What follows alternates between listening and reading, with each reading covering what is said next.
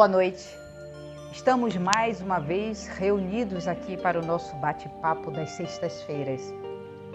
E como sempre, a recordação é que precisamos aquietar um pouco a agitação do dia, a agitação que nos trouxe até aqui e podermos acalmar a nossa mente, acalmar o nosso corpo, sentir as sensações no nosso corpo, sentir a qualidade da nossa presença. Então eu convido vocês a fecharem os olhos, eu convido vocês a sentirem o corpo e nesse momento vamos nos desconectar de todos os estímulos externos, das memórias do dia, dos eventos que nos surpreenderam de uma forma ou de outra. Vamos deixar no passado e o presente agora é um convite para que você esteja sentindo a sua base em contato com o assento, as suas costas apoiadas, sentindo o fluxo contínuo da sua respiração, sentindo seus músculos faciais, sentindo a qualidade dos seus ombros mais relaxados. E assim, convido vocês a trazerem as mãos unidas em Prana Mudra, próximas ao coração. Vamos inspirar e ao expirar vibremos 3 vezes o mantra Om.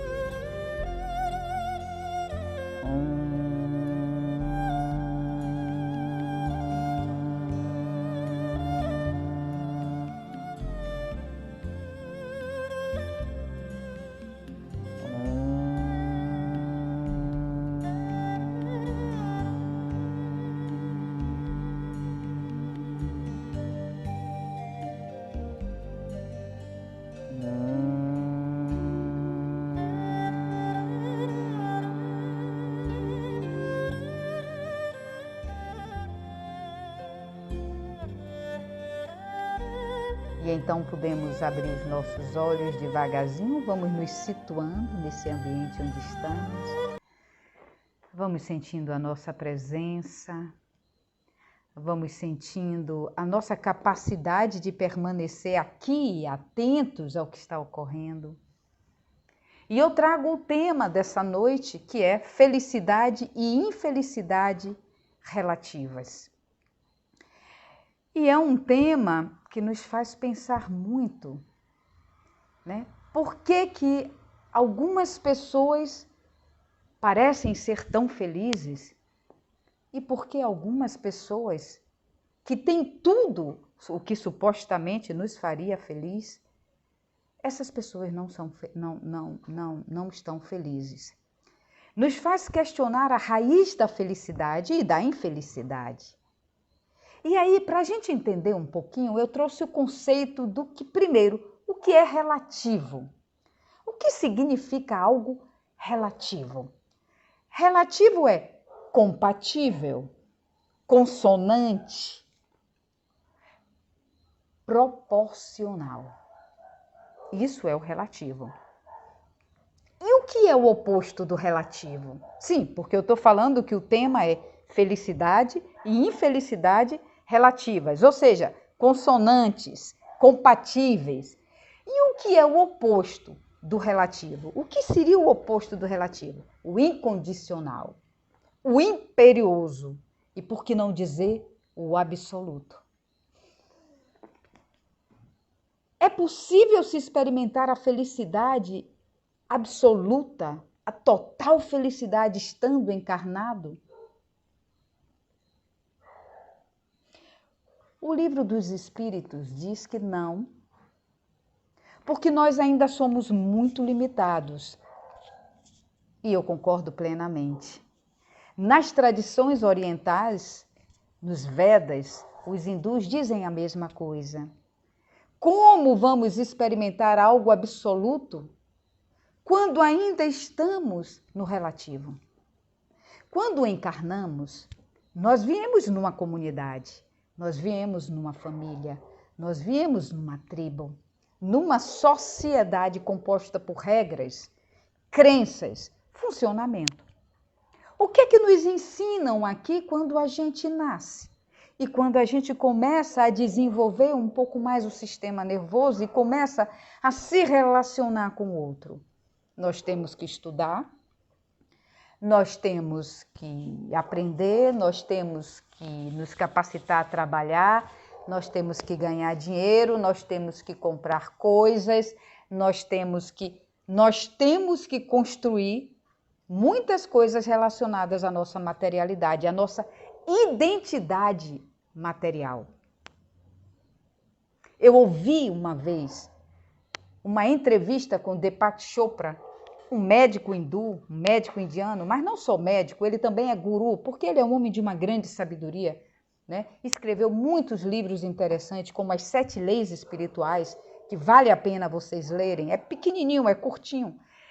E que ele falava isso, que enquanto no Ocidente os pais estimulam seus filhos a procurarem uma profissão que dê uma remuneração suficientemente boa, e não preparando seus filhos para fazerem contato com seus verdadeiros talentos e dons, muitos de nós nos formamos e até podemos ganhar um certo dinheiro, mas estamos infelizes.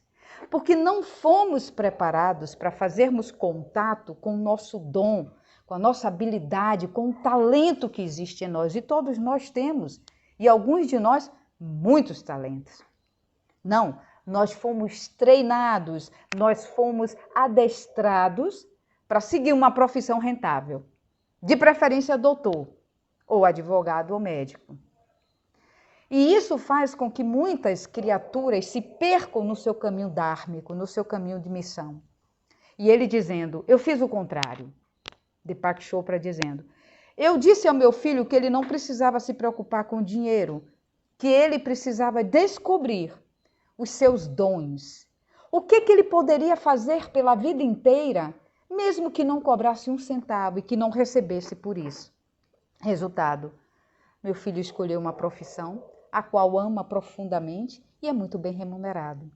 Porque quando fazemos pelo coração e pela alma, ninguém consegue fazer melhor. Seremos o melhor.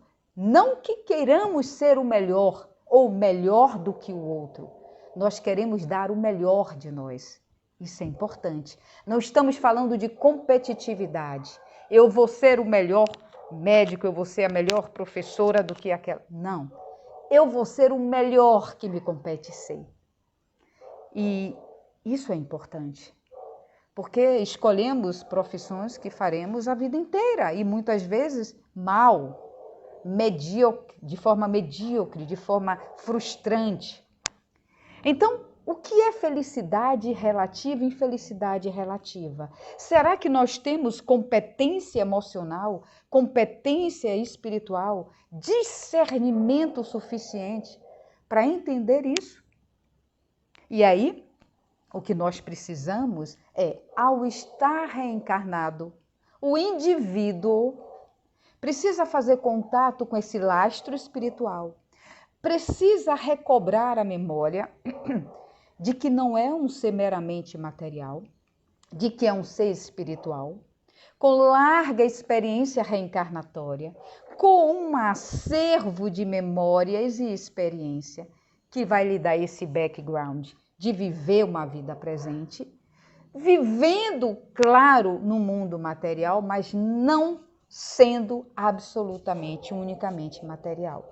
A única chance de a gente experimentar a felicidade possível na materialidade é a gente compreender que quando a gente nasce, as crenças que já estão ali condicionadas a essa comunidade, a esse grupo, elas vão formar muito do que nós achamos que é bom e do que não é bom. Então, o que nos faz feliz é o que agrada ao nosso ego. E o que não agrada ao nosso ego vai trazer infelicidade. E entender que nós temos que estar para além dessas flutuações é a grande meta do discernimento, que a gente chama em sânscrito de viveka. a qualidade da clareza mental. Então, se a gente tiver identificado o tempo todo com a materialidade, as coisas que me agradam e que vão me trazer benefícios materiais, essas coisas vão me fazer feliz.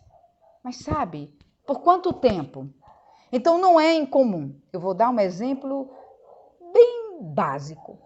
Meu sonho é ter um carro. Eu quero muito ter um carro. Eu preciso ter um carro, porque eu vou ter um carro, eu vou sair, eu vou me sentir independente, as pessoas vão ver que eu sou bem-sucedida, porque creiam, tem a ver com a autoimagem. Não é só porque eu vou ter um carro e vou poder trabalhar e talvez eu possa chegar mais cedo nos lugares e talvez eu possa ajudar pessoas, fazer algum voluntariado. Normalmente tem algo por trás que massageia o ego. Ah, olha só, um carro novo, as pessoas vão achar que eu sou bem-sucedida, o carro é mais confortável, que bacana, e tudo bem. A gente só precisa entender o que está por trás dos nossos desejos. E aí eu trabalho muito e compro esse carro. E, nossa senhora, eu saio da concessionária numa felicidade enlouquecedora. Mas vem uma preocupação. Eu comprei esse carro com muito sacrifício. E eu preciso colocar no seguro, porque estão roubando o carro em Salvador, à torta e à direita. Fora isso, eu posso ter uma colisão e ter perda geral. Então eu preciso fazer um seguro. E aí eu faço o seguro. É uma dívida a mais, além da prestação do carro, eu vou fazer o seguro. Faço o seguro. Não posso perder esse carro. Junto com a felicidade da aquisição, vem um bônus. Ninguém encoste nesse carro, ninguém arranhe essa porta, porque eu vou dar para ruim. E a gente começa a agregar outros sofrimentos a algo que era para ser bom. Mas a nossa felicidade não era ter um carro. A nossa felicidade não era poder desfrutar desse carro. E se acontece alguma coisa, se alguém bate no fundo desse carro, eu vou surtar. Então a gente não experimenta a totalidade da felicidade porque os nossos desejos estão muito relacionados aos bens materiais, às conquistas materiais. E quando eu digo material, não estou falando só de bem material, da nossa materialidade enquanto indivíduo. Por exemplo, eu quero muito aquele cargo no meu trabalho e eu vou fazer qualquer negócio para ter aquela função. Aí tem uma função. E aí algumas coisas acontecem, algumas inimizades surgiram. Fulano está com inveja porque fulano queria, Beltrano queria. E aí começa uma coisa diferente, mas eu queria ter esse cargo porque eu queria mandar, eu queria ganhar mais. Não tem problema nenhum em querer ganhar mais, deixemos claro. Não tem problema nenhum em querer ter um carro novo, claro que não. Mas a gente precisa colocar as coisas no seu devido lugar. Eu tenho umas coisas, as coisas não me têm. Não é o carro que me tem. Eu não vou eu não vou me desempoderar da minha natureza, da minha força, da minha vitalidade, em detrimento a algo material. É só isso que eu estou colocando aqui. Não tem nenhuma apologia à pobreza, a uma vida miserável.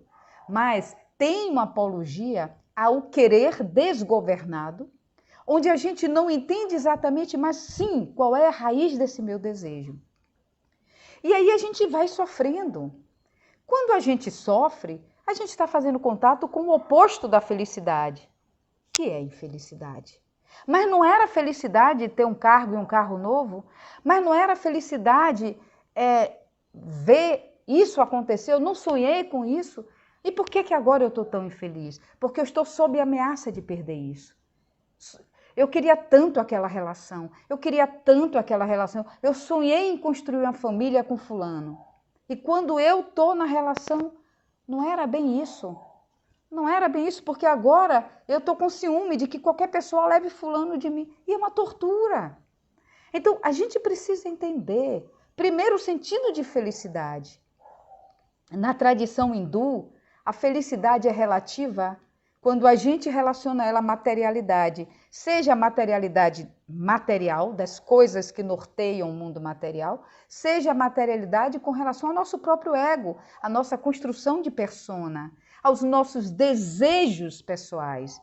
Não estou falando de material só, desejo pessoal, a própria forma como a gente lida com a nossa autoimagem. Né? Eu sou assim. Essas pálpebras caídas, Deus me livre, eu tenho que fazer alguma coisa. Essa ruga aqui, não, eu vou ter que fazer alguma coisa. Está me incomodando, eu estou me sentindo feia. Tudo bem, mas a gente não pode só se identificar com a matéria. Nós estamos num grupo de estudo, onde pressupostamente todos creem em vida após a morte. Todos creem em espírito, não é? Então, a gente precisa pegar o nosso foco e fazer com que ele perpasse o sentido de materialidade. E aí, o que é que acontece? O que é que a espiritualidade nos diz? Você tem como fazer contato com a realidade, com a felicidade, mas é uma felicidade relativa, porque a felicidade absoluta é restrita às coisas da alma. Jesus, indubitavelmente, conheceu a felicidade absoluta. Eu não tenho dúvida, porque ele estava relacionado intimamente com a potência do seu espírito, com Deus. Então, ele desfrutou de um gozo celestial. Então, mestres ascensionados, pessoas que conseguem ver a face de Deus, pessoas que têm uma vida onde elas já conseguem estar no mundo material, mas não pertencer ao mundo material. E não é só porque não tem coisas materiais ao entorno, não. É porque ela mesma está destituindo-se da sua própria materialidade, que é do próprio sentido de ego, do próprio sentido de autoimagem cristalizada. Eu sou assim, meu pai me criou assim, é assim que eu tenho que ser, minha mãe é assim. Ela vai se desapegando desses conceitos do eu, que vão dando uma capa protetora, que vão dando um contorno ao espírito. Mas não é exatamente. O espírito já é o próprio contorno. Entende? Então, como eu posso experimentar a felicidade absoluta? Nas coisas da alma, nas coisas de Deus, nas coisas do espírito. Por exemplo, imagino como Jesus se sentia absolutamente tocado quando ele conseguia, não era curar o outro, porque ele dizia, tu que te curaste, tu mesmo fizeste o milagre. Mas quando ele conseguia acessar o amor do outro, o amor próprio no outro, o amor dele, o amor que ele tinha, incondicional, absoluto, porque não era relativo, tocava a potência do outro. O campo magnético de Jesus tocava a potência do campo no outro. E quem tivesse conectado se curava, mas nem todo mundo. Nem todo mundo. Porque é preciso que, para se experimentar a felicidade nesta experiência material, que nós tenhamos a compreensão correta do que realmente representa a felicidade para a gente e do que realmente representa a infelicidade. Muitas coisinhas que acontecem no dia a dia, que vão de encontro ao que nosso ego gostaria, nos deixam absolutamente chateados. Porque nós ainda não compreendemos a natureza da verdadeira felicidade. Porque aqueles mestres ascensionados como Jesus, que experimentavam a verdadeira felicidade, a felicidade absoluta, nada roubava essa felicidade deles.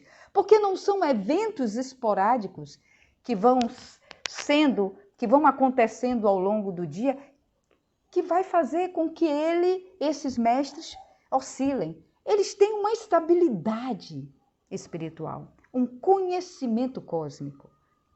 E a gente, enquanto não tem esse conhecimento, enquanto não tem esse treino de habilidade, a gente é regido, na grande maioria das vezes, pela ignorância, o ignorar o processo. Não é no sentido pejorativo, é no sentido realmente do ignorar o processo. Então, durante o dia, pequenos eventos nos abatem e nós vivemos num verdadeiro tobogã emocional. Acontece uma coisinha boa, eba, que maravilha, estou tão eufórico. Acontece algo que nos desencanta, estou tão deprimido. E nisso a gente vai se consumindo numa verdadeira montanha russa de emoções. Isso é um desgaste para a nossa fisiologia, é um desgaste para a nossa alma, é um desgaste para o nosso corpo. Então, por isso que aqui, nessa situação em que estamos vivendo, tanto a felicidade quanto a infelicidade são relativas, porque a infelicidade é relativa porque muitas vezes representam eventos quase insignificantes, mas que ganham proporções absolutas e nos mobilizam de tal forma que nós deprimimos, nós choramos, esperneamos, gritamos, reclamamos e maldizemos. Então, o que nós precisamos é abrir os nossos olhos, porque nós estamos tendo a oportunidade nessa encarnação, realmente, de entender que é aqui que a gente vai aprender sobre materialidade e espiritualidade. Sobre eu estou no corpo material, sujeito às leis da materialidade, da matéria, mas eu sou um espírito. E quando a minha mente se prepara para recepcionar a potência desse espírito, saindo dessas configurações, quando essa mente sai dessas configurações que se fecham e que nos isolam numa caixinha de Pandora, num quadrado, quando essa mente se expande, nós falamos sobre isso na última palestra, quando essa mente se expande, o espírito é acolhido em toda a sua potência, em toda a potencialidade, em toda a competência que ele tem de se expressar da melhor forma, de aprendizado, de vivência. E é isso que nós precisamos. Então tudo nos abate. Tudo nos abate. Se não agradou o ego, eu deprimo. Oh, mas eu estava feliz até 5 minutos atrás. O pneu do meu carro furou, eu sujei minha mão para trocar o pneu, agora eu atrasei meu compromisso, agora isso, agora... E aí a gente vai tecendo um tecido de dor e sofrimento. Aconteceu. Vai acontecer. Porque a vida é feita de eventos que vão agradar e não vão agradar alguns. Porque nós somos ainda muito polares, nós somos duas polaridades, somos duais. O que me agrada, eu quero e eu desejo, o que não me agrada, eu não desejo, e muito mais do que isso, eu estou repelindo. E a gente vive nesse sofrimento de migrar entre um polo e outro. O dia foi ótimo, fez o sol que eu queria. O dia está esquisitamente feio, está chovendo. Eu queria que fizesse sol. As coisas não vão acontecer para nos agradar o tempo todo. Não vão. O que nós precisamos é nos adaptar à fluidez da vida, ao fluxo da vida em nós, ao fluxo do universo. O universo não quer agradar nem desagradar, o universo acontece. Nós é que precisamos aprender essa dança cósmica e nos tornarmos cada vez mais competentes nessa assimilação do fluxo da vida. Claro que tem coisas que vão me desagradar, lógico, ninguém quer ficar doente, ninguém quer perder um ente querido, ninguém quer ver um ente querido sofrer, mas a gente precisa trazer a real. Uma coisa é você dizer, eu vou orar porque isso me causa uma dor, porque ver fulano sofrer é muito ruim, ok, mas eu não vou entrar numa tristeza mórbida que, além de não ajudar com oração, eu ainda adoeço junto.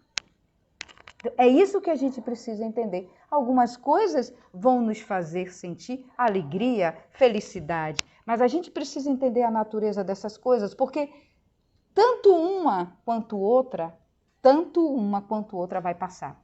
Tanto o que te traz alegria quanto que te não traz alegria, tanto que te traz felicidade, quanto que te traz infelicidade, tanto um quanto o outro vai passar. É incrível, porque essa é a lei da impermanência. E isso é para a gente aprender a flutuar, a boiar, a prosseguir, a surfar nesse oceano da vida.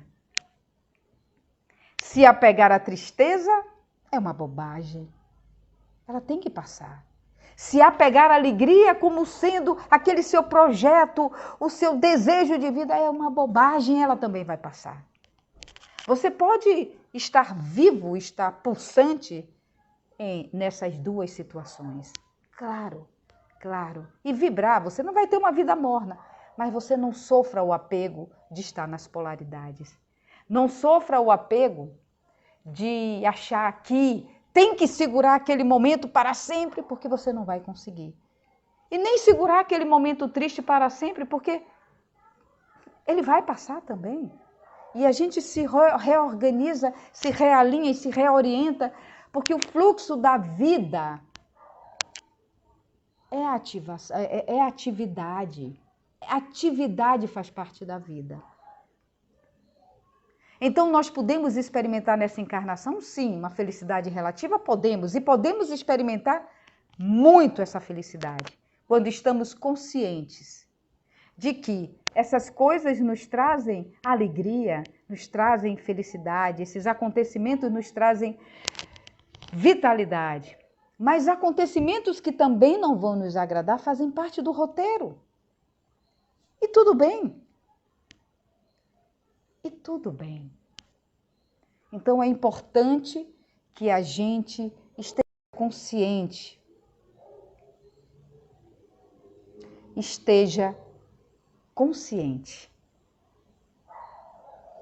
A consciência nos traz conhecimento, nos traz discernimento e evita muitos sofrimentos. Estar consciente é se perguntar a raiz daquela emoção, tanto da emoção boa, que agrada, quanto da que desagrada. Para entender o quanto o nosso ego está envolvido, o quanto o nosso querer está comprometido, e o quanto a gente vai fazer qualquer negócio para manipular aquela situação e obter aquela felicidade. Muitas pessoas fazem grandes movimentos completamente decididas, completamente obstinadas a conquistar coisas, muitas vezes materiais, em nome da felicidade. E depois se veem perdidas. Essas pessoas às vezes se sentem destituídas de um propósito na vida, porque tudo era aquilo, e agora que eu já tenho? Não tem mais nada para querer? Como assim? E aí me lembra a música de Raul Gil, ou de Raul Gil, tá? De Raul Seixas, Ouro de Tolo. Linda letra. Linda letra. Se a gente parar para escutar, Raul Seixas nos trouxe um questionamento profundo há muitos anos atrás. Ouro de Tolo. E a gente precisa se perguntar o que a gente quer. A gente precisa se perguntar o que realmente a gente quer. O que realmente faz sentido para a gente. E posso lhe assegurar que a verdadeira felicidade, aquela felicidade que se aproxima um pouco mais da absoluta, que tem a ver com a espiritualidade, com as conquistas da alma, imperecíveis, por isso é absoluta. A felicidade relativa, ela pode ser subtraída a qualquer momento, porque aquela conquista pode ser subtraída a qualquer momento. São coisas que não são permanentes, são perecíveis, mas as conquistas da alma, que representam a verdadeira felicidade absoluta, essas ninguém vai lhe tirar. Porque são conquistas que vêm através da vivência, da experiência, da maturidade, da transformação, da grande transmutação espiritual que nós estamos realmente tentando realizar em nós. Essa é a felicidade absoluta, a que está relacionada a um ganho de alma, há um ganho de essência, há um ganho de consciência cósmica. Essa é imperecível. Ninguém vai tirar. Essa é conquista para toda a vida. Então vamos encerrar aqui a nossa conversa de hoje. Eu convido vocês a fecharem os olhos. Eu convido vocês a sentirem a presença e a pensar sobre a felicidade. O que é felicidade? O que te traz felicidade? O que ameaça a sua felicidade? É perder o que você conquistou? E o que é que você conquistou? Vamos encerrar hoje a nossa conversa e eu quero incitar em vocês esse questionamento. O que é que me traz felicidade? E o que é que representa ameaça a essa felicidade? Será que as coisas que eu estou desejando são coisas que me podem ser subtraídas? Será que as coisas que eu estou desejando são coisas da alma ou do ego? E mesmo que sejam coisas do ego, será que eu estou refém dessas coisas? Ou simplesmente eu sei exatamente quem é que tem quem aqui? Então eu convido essa reflexão, vamos fechar os nossos olhos, vamos sentir essa pausa, vamos experimentar nesse momento essas palavras reverberando ainda no nosso campo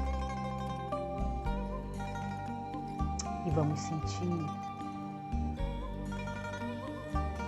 a nossa respiração fluindo prazerosamente, orando por todo o nosso planeta Terra, orando por todos que estão agora necessitando, orando por todos que estão com dor, com privação, em desespero, orando por todos que sofrem, que nossa oração forme uma grande egrégora e se estenda por todo o planeta, em todos os cantos desse lindo e abençoado planeta.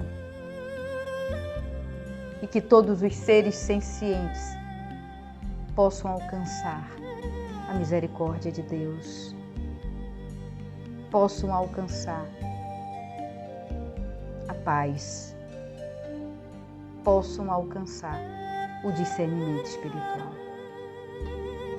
Vamos trazer as nossas mãos unidas em pronam, vamos inspirar e encerrar a nossa prática desta noite, a nossa conversa, a nossa jornada, dizendo um chante, muita paz. Deus conosco, sempre.